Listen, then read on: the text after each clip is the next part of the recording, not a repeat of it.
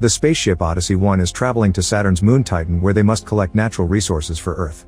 Since the journey takes multiple years, the crew sleeps for most of it and only wakes up every 90 days to do routine checks, maintenance, make sure the ship is on course, and report to Earth. After 9 months, John wakes up as he hears all the usual warnings from the AI, reminding him that the medicine they use for hibernation may cause disorientation and nausea. He tries to take a moment to recover, but Captain Franks tells him to get to work. After a quick shower, John joins Franks and Nash to check on the system. They get a message from Earth wishing them happy holidays and reminding them to get their psych evaluation. John also checks his private inbox, but he's disappointed to find no messages. John starts thinking about his girlfriend Zoe and continues to do so during his psych evaluation. However, when the computer asks him what he misses the most, he answers fresh air. He then confesses to Nash that he forgot Zoe's last name, but Nash tells him not to worry because it's the expected confusion after waking up. Afterward, John continues his maintenance work and remembers the day he met Zoe at a party, which helps him remember her last name. Now John feels much more relaxed. Once all the work is over, the trio sends a message to Earth saying everything is fine and they go back to their hibernation pods. As John falls asleep, he remembers the day he saw Zoe the second time during a presentation about the Titan mission. The video showed how the ship would have to do a slingshot maneuver around Jupiter that would launch them towards Titan. The resources found there would be used as clean energy for Earth and fight against the damage humans have caused to the planet. The next time John wakes up, he makes sure to eat well and do some exercise. Later, while he's working, he hears a voice calling his name and starts following it, but finds nothing. Suddenly the ship starts shaking and turning as the lights flicker. The AI sends a warning message before John watches some screws fall from the ceiling, leaving a panel shaking too. When he reaches out to touch it, the panel falls and hits him in the head, knocking him out. John dreams of a crying Zoe before he wakes up, finding Franks and Nash checking on him. They said they don't know what happened to the ship because John was the only one awake when it happened. When John enters the hole left by the fallen panel, he discovers various of the ship's internal components received heavy damage. Next, the astronauts check the exterior video feeds and notice part of the hull was damaged as well, but they don't find the moment of impact on the recordings and there are no error messages sent by Earth either. They reset the power in the system, but everything looks fine. Franks decides to go check the damage again while John records a message for Houston explaining the situation.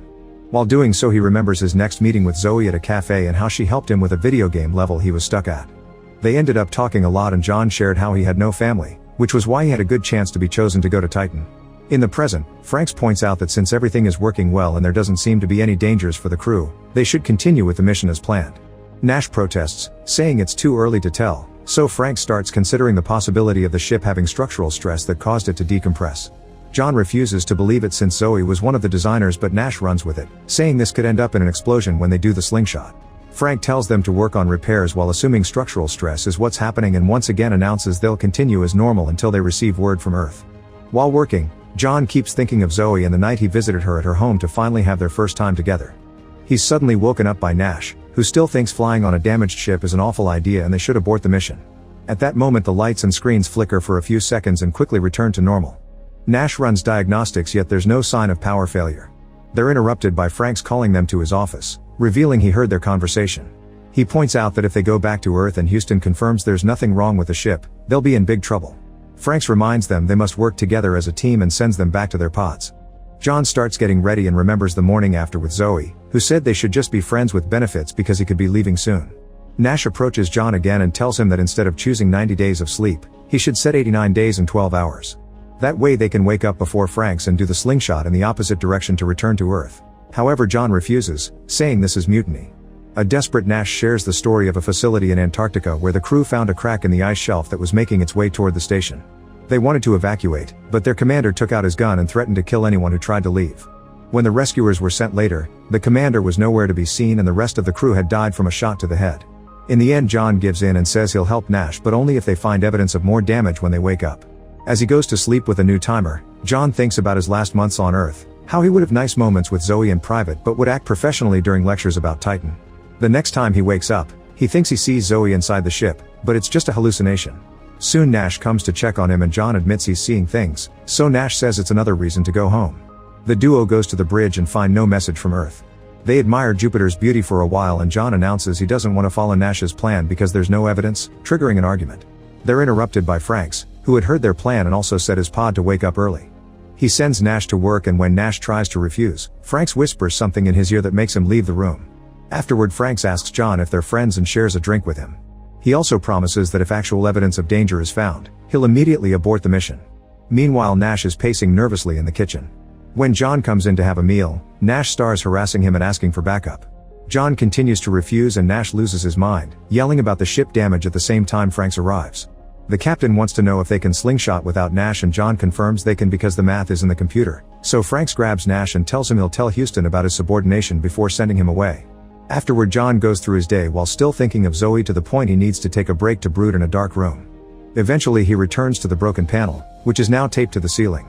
John enters the hole and finds many cables sparking. Suddenly a gadget starts failing, ejecting lots of sparks and all its screws. Then the damaged part of the hole cracks open and John has to hold on as space tries to suck him out, but he isn't strong enough and his body floats away into the void.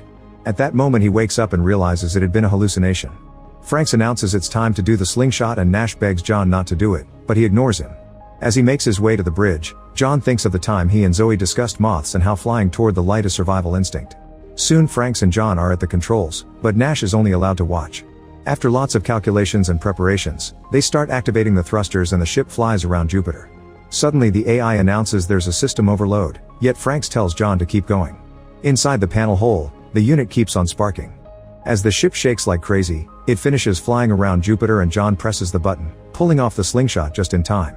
The maneuver is successful and the ship stabilizes with the system confirming they're on course to Titan. After celebrating with a drink, John does more exercise followed by maintenance work. He checks on the radios and hears a weird noise, so he puts his ear close and is startled by a voice yelling his name. He takes the radio to the other astronauts, who say they weren't using the comms. It could have been an echo, but the radar doesn't show anything for 1,000 miles. Nash says it was another hallucination and Franks announces it's time to go back to sleep.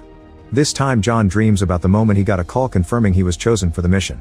However, when he told Zoe, she didn't look happy. She admitted she broke their agreement and fell in love with him, but John only replied this was bigger than them. A hurt Zoe confessed she voted against him because she didn't want him to go, so John dropped his key and left. The next time John wakes up, he feels dizzier than usual. He runs around the ship to clear his mind, yet he can't stop thinking about Zoe. When she suddenly appears nearby, John follows her while repeating that it's just in his head. He's stopped by Franks, who tells him Nash found something in the reactor room and needs help. Franks is worried about John's health and John snaps, yelling about the hibernation being torture. He calms down quickly and swears he's fine, but Franks still reminds him that Zoe isn't in the ship. Then John joins Nash, who explains the reactor output starting to escalate. It appears to be minor, but they have to stop it from getting worse or they won't finish the trip. Nash admits he isn't feeling well, so he asks John to double-check his numbers before presenting them to the captain. John uses the chance to ask Nash why Franks knew he was hallucinating Zoe and Nash swears he didn't say anything, only to have a breakdown as he doubts his own memories.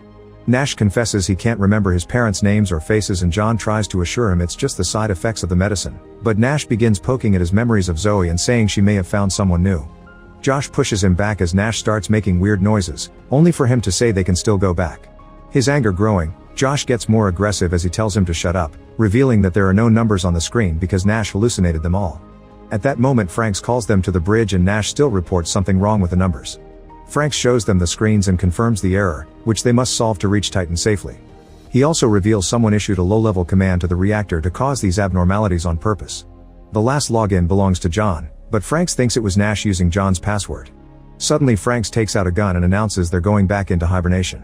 While John gets in his pod, he's shocked to see Franks hitting Nash with the gun. The men fight for the weapon and Nash is pushed against John's pod as Franks starts pounding his head with the gun. John can't see the end because he falls asleep. This time John dreams of the night before the trip when he visited Zoe to say goodbye. She apologized for everything and wondered if he ever loved her, but once again he avoided the question. The next time John wakes up, he's feeling sicker than ever before and throws up as he has flashes of Franks killing Nash. Before he fell asleep, it seems Franks asked him if they still were friends. John goes looking for the others and fails to find anyone until Franks surprises him from behind. The captain explains Nash was too unstable, so he just knocked him out to keep him in the pod until they reach Titan. He refuses to put his gun away because he thinks John may lose it soon too. When John swears he's fine, Franks explains Nash's story about the Antarctica base had been wrong. The commander had told the crew to leave but they were too afraid and the commander left alone, so he froze to death. The shots found by the autopsy had actually been self-inflicted. Franks announces the mission is still on and sends John to work. While checking the system, John feels something weird and checks his arm to discover his veins have acquired a dark color. Suddenly his arm starts mutating and he yells in pain as his veins burst, ejecting great amounts of blood. However, this also is a hallucination. At that moment John hears voices calling his name again but nobody is nearby. Then John goes to the kitchen and Frank's mention his hand is shaking before bringing up Zoe, but John tells him to stay out of his life. Franks decides to drop the truth. John never had a relationship with Zoe. She just kept approaching him on public spaces because the committee sent her to keep an eye on his mental health before the mission. John freaks out and can't understand how Franks can list all the occasions John met Zoe with creepy precision, so Franks points out he was in the committee too. Refusing to believe him, John walks away to work on the radio maintenance. He still thinks about Zoe, starting to doubt his memories now. At that moment someone from Houston contacts him through the radio and asks a bunch of questions, but they can't hear John's answers and hang up. Then Franks calls him to the bridge and yells at him for believing he could contact Earth this far away. He plays the security footage to prove John had been talking alone and gets him to calm down by showing him how far they've come into space. Refusing to be sent to hibernation again, John walks to another room and locks the door before Franks can follow him, demanding to see Nash. Franks says he can't interrupt the sleep cycle and promises to take John to see him. However, as soon as John opens the door, Franks pushes him against the wall and then to the ground, threatening to kill him if he doesn't go to sleep. Remembering what happened to Nash, John attacks Franks to disarm him and starts beating him up. A fight ensues as both men try to reach the gun and Franks almost chokes John to death, but John punches him to free himself. Next John grabs the gun and asks about Nash, only for Franks to laugh. Feeling like he's losing it, John wanders around the ship as memories flash in front of him and Frank's voice haunts him. Not knowing what is real anymore, John is lost and confused, so Franks uses the chance to jump on him again. A new fight begins and John breaks Frank's nose before hitting him with the gun, knocking him out. Afterward John goes to bridge and uses the cameras to search for Nash to no avail. Franks appears behind him again and John pushes him off before furiously beating him up until Franks dies. Next John asks the AI where Nash is, and the AI says he's alive on the bridge. A confused John asks for the crew manifest and discovers that the crew is only one person, himself. His full name is John Franks Nash, and he's been hallucinating the other two astronauts all along. Realizing he's alone, John has a breakdown and considers self-deleting, but instead he goes to the radios and tries to contact Earth. To his shock, Zoe answers. He isn't sure if she's real but he tells her everything about the other astronauts, admitting he may be going crazy. Zoe explains they've given him a larger medicine dose by mistake, which is why he suffers hallucinations. She also confirms he's the only crew member and drops a bigger reveal: the ship never left. John fell asleep before the launch and was put in a training facility in New Mexico. They built a perfect replica of the ship and put it 1,000 feet underground to test the effects of hibernation and isolation on the human mind. Zoe says she didn't know either or she wouldn't have let it happen. John mentions seeing Jupiter and the slingshot, but Zoe explains it was all a simulation. The incident that caused the damage to the hull and the panel had been an earthquake, which explains why he didn't see anything on camera. That earthquake cut all communications for a while and that's why Zoe couldn't call him before to warn him about the medicine. Now it's finally over, Zoe tells him to simply walk through the airlock to find the rescue tunnel. John immediately gets ready to leave, only for Franks to appear again and tell him not to do it. Franks insists the conversation with Zoe had been the actual hallucination because John's mind was desperate for an explanation that made the situation make sense. However, John refuses to believe Franks is real and opens the airlock anyway, saying he wants to go home. Franks walks away and John tells Zoe that he loves her before the AI opens the final door. An underground tunnel awaits outside and John sees the fake ship above him. The area starts shaking as John hears voices promising to rescue him and machines digging into the ground. He climbs a ladder and yells to indicate his location. At that moment a light flickers and when John touches it, he remembers the moth conversation about light. It turns out he truly is in space and his body is ejected into the void. Make sure to subscribe and turn on notifications so you can watch more videos like this. Thanks for watching.